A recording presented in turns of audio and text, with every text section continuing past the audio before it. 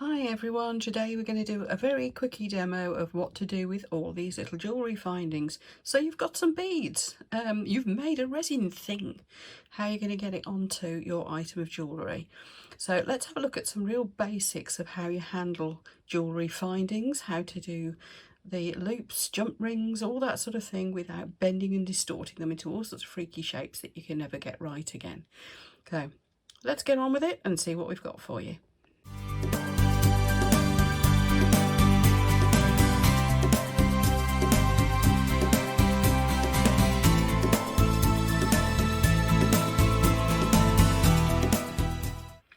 Hi everyone, Tracey here from MiniScenes again. Now, I've been asked a lot lately about some real basic stuff that seems to have dropped off everyone's radar, and that is how to work with jewellery findings. I've explained it and demonstrated it very briefly on a couple of my other videos, but it seems to have sparked a lot of interest. Now, whether it's just because there's not that many videos just on how to handle findings out there, I don't know. To be honest, I haven't looked. I'm working on the basis that you folks have been asking me about this.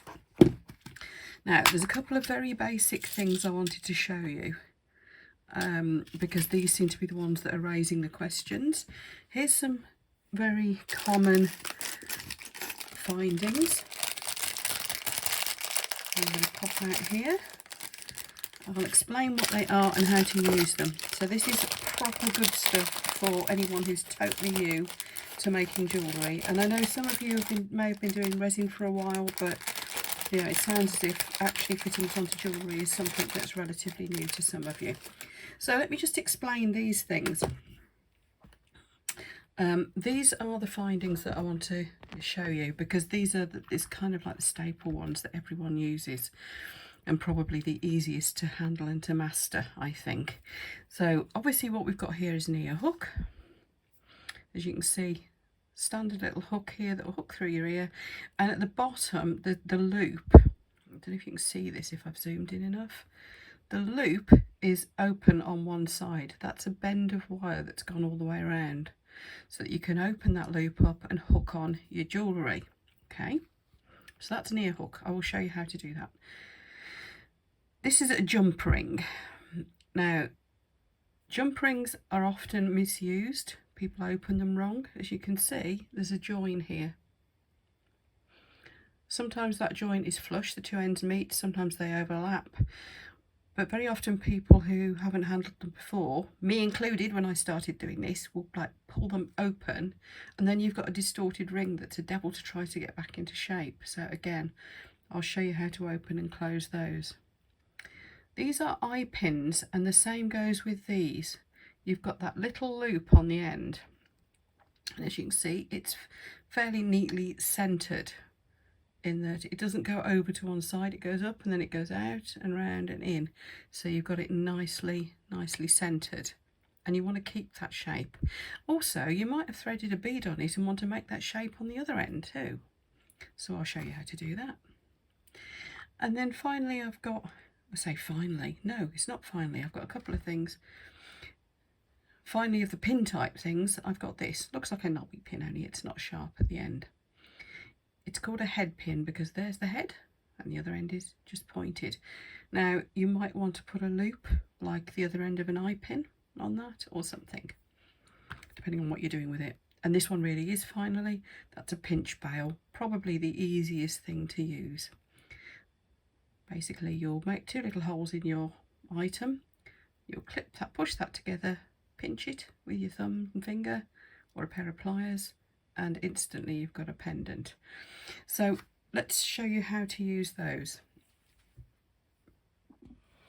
I'm having difficulty getting this to focus on such tiny things, so I've brought the camera right down low and we'll hope for the best. Now, here we go. We're going to have a look at opening up this jump ring first. Now, I hope you can see on the end here that these two ends of the ring overlap. So what we're going to do is we're going to twist like so, And then you hook on whatever it is you want to hook it onto, and you twist it back like so. And that way we haven't distorted the ring, it's still round. So similar principle with the eye pins. Again, we don't want to be distorting this loop. So I'm trying to move things out of the way so we don't lose focus in the background. Right, here we go. Hope you can see this. So again, we are going to hold one side with the other pliers, and we are going to twist. It can go away from you or to you, doesn't really matter, but you're holding the loop, or you can hold it with your fingers even, as long as you can hold it steady. And we're going to twist. This one doesn't want to play. Isn't that typical? Since you point a video camera at something, it doesn't want to play. There we go. So as you can see, I've twisted that open, but if you look at it side on, it's still round. Oh dear, I am having trouble with the focus. I hope this is working for you. But again, when you've done, you just grab the end and you twist it back. And as you can see, it's still round and it's still centered. So now we've got this little trick, and it does take a bit of practice. There's something else you can learn to do, and that is to create your own loop. Now there's a knack to this. If you grab the end of the eye pin or head pin, whichever one you're using, twist it away from you till it goes all the way around. Can you see? That's gone all the way around. Make sure you got it straight. And then what you do is you let go of the pliers, keep them inside it, and just nip it back the other way a bit. And then this one's going to need straightening over a little because it's already twisted. There is your centered pin. So you'll then hook that onto whatever you want to hook it onto and pinch it closed. So that is the trick. Let me do that again on this eye pin here. You twist it away from you all the way around till it touches. So I've twisted my hand nearly backwards doing that. Okay, so you can see it's over to one side now, but you then just nip it back a little bit, and there you go, centered. That definitely takes a bit of practice. I'm a bit out of practice, so I've twisted it slightly to one side, but nothing that flattening it out will do. But there you go, that is how they do. Well, I'm sure a machine does it really, but that's how you do those eyes. Once you've mastered that, you see, that gives you a lot of things you can do. They're cute. Must do something with all these beads. I haven't been doing jewellery so much these last couple of years, and so kind of a bit out of practice and haven't had a chance to have a sort. Right, so in here then, let's pick a little bead. Let's have one of these tiny little pearls. So I'm using that as a spacer. Just looks nice at the end there, look. And then what I'm going to do, I've got some big funky beads that don't really go with that little pearl, but never mind. I'm just kind of showing you how it could work. Let's have another little pearl. That's an easy way to pick them up, by the way.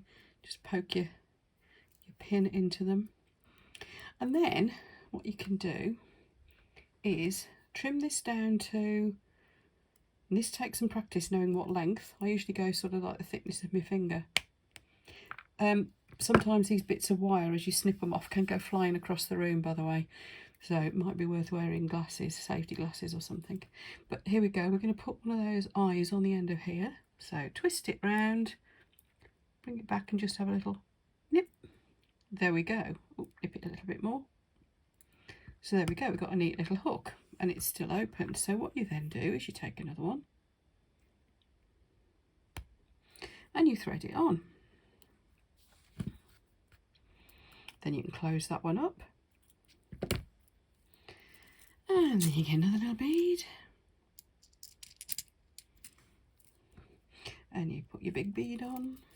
I mean, the little beads are just cosmetic, really. They just looks nice.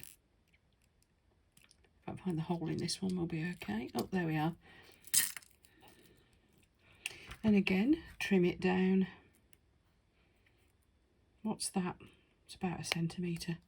So no, it's easier to do it longer at first. Then when you get the hang of it, you can make smaller loops and make them closer to the bead.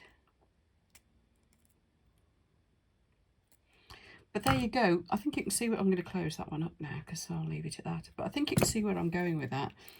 Add enough of those together and you've got a necklace or a bracelet, or you can have long dangly earrings or whatever. This is one I made with a particularly beautiful handmade bead. Bought one, it's glass that is, some time ago, and it's just been lurking in my jewellery stash for a while. So there we go. So that's how you do. That's how you can use eye pins. The other thing is, of course, on the bottom of your dangly ear hooks, you've got one of those twists as well.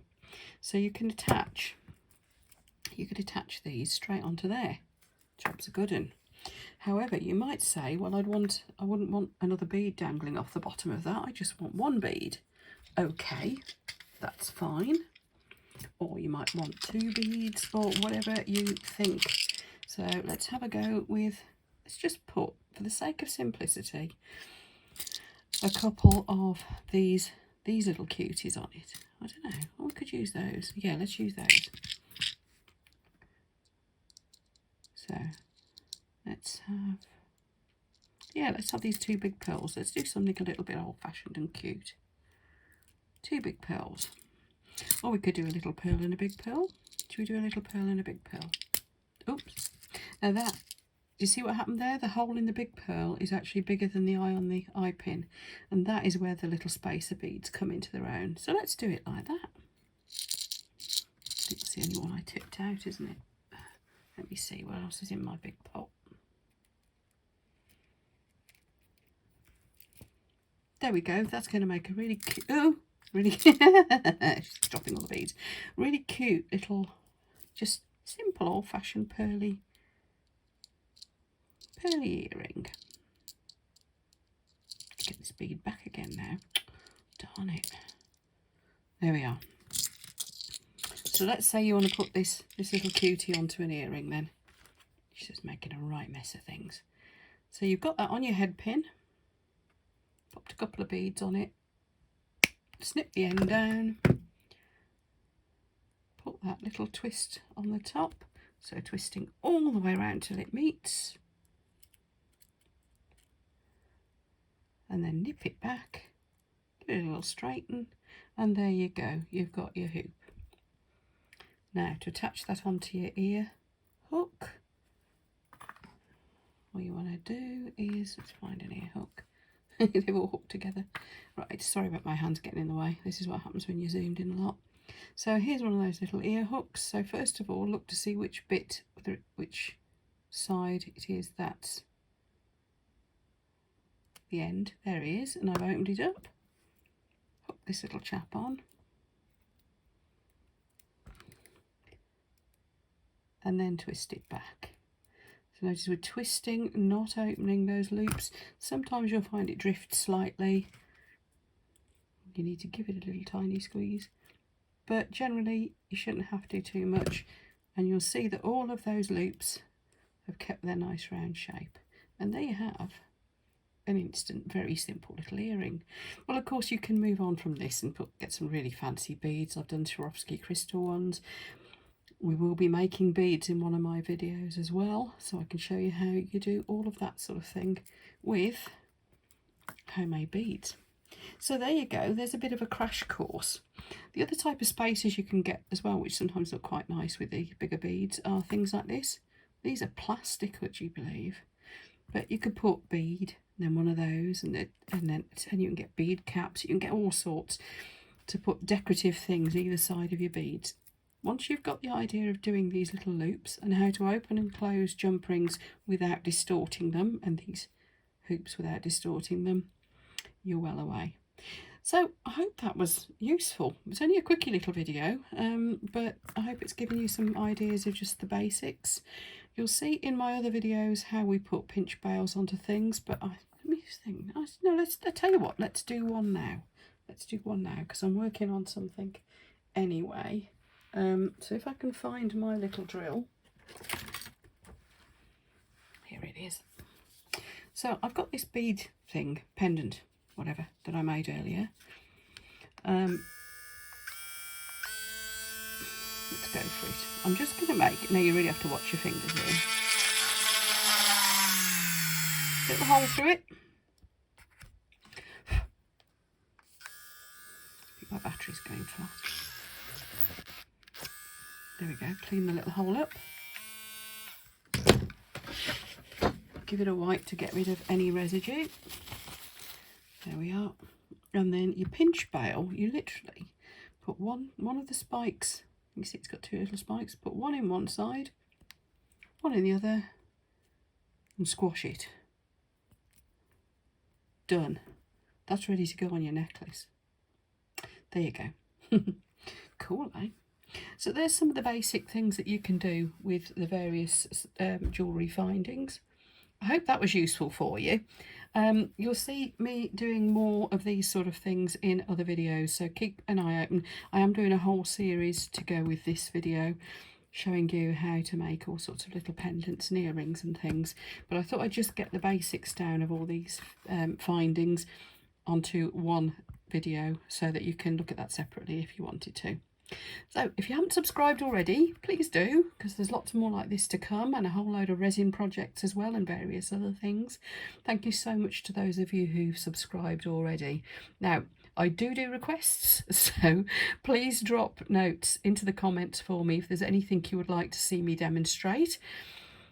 Really would appreciate that, and of course your thoughts on this video, and do look out for the following videos because there will be a lot more like this. I'll put some links for you at the end of this video. Thanks again folks, and enjoy your crafting.